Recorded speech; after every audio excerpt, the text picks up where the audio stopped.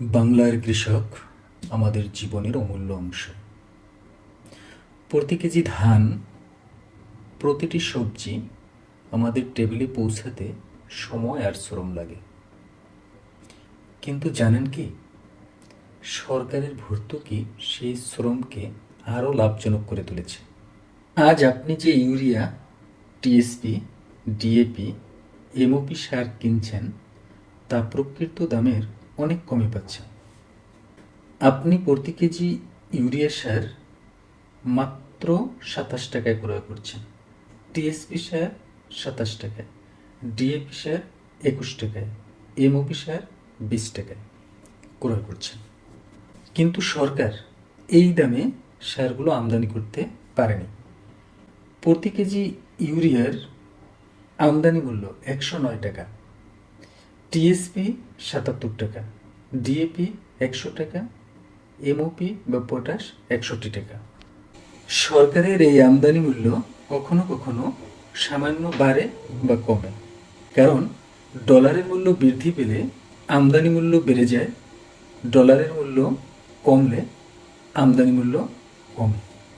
সরকারের আমদানি মূল্য এবং আপনার ক্রয় মূল্য এর মধ্যে পার্থক্য কত জানেন?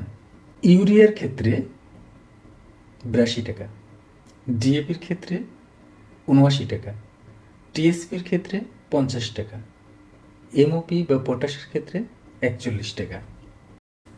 অর্থাৎ আপনি যদি 1 কেজি ইউরিয়া কেনেন 27 টাকার বিনিময়ে, ওই 1 কেজি ইউরিয়ার জন্য সরকার 82 টাকা ভর্তুকি দিচ্ছে।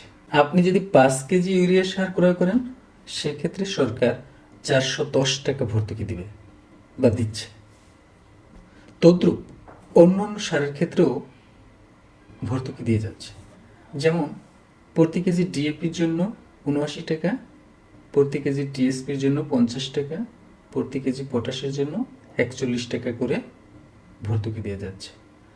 যে সকল কৃষকের সারের চাহিদা বেশি, তাদের উপর ভর্তুকির টাকাও বেশি বর্তায়। অর্থাৎ আপনার খরচ কমছে, লাভ বাড়ছে।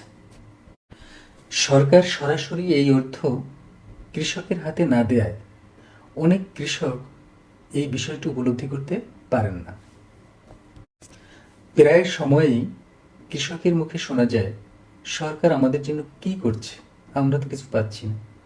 দ্যাট ইজ, অভিযোগের কোনো শেষ নাই, অনেক অভিযোগ সরকারের প্রতি। আশা করি আজকের পর থেকে সরকারের প্রতি আপনার অভিযোগ, অনুযোগ বন্ধ হবে। মনে রাখবেন, প্রতি কেজি সার, প্রতিটি ভর্তুকি শুধু খরচ কমাচ্ছে না, এটি কৃষকের লাভের গল্প, আমাদের দেশের কৃষির শক্তি। সরকার কৃষকের পাশে আছে এবং কৃষকই দেশের সাফল্যের মূল।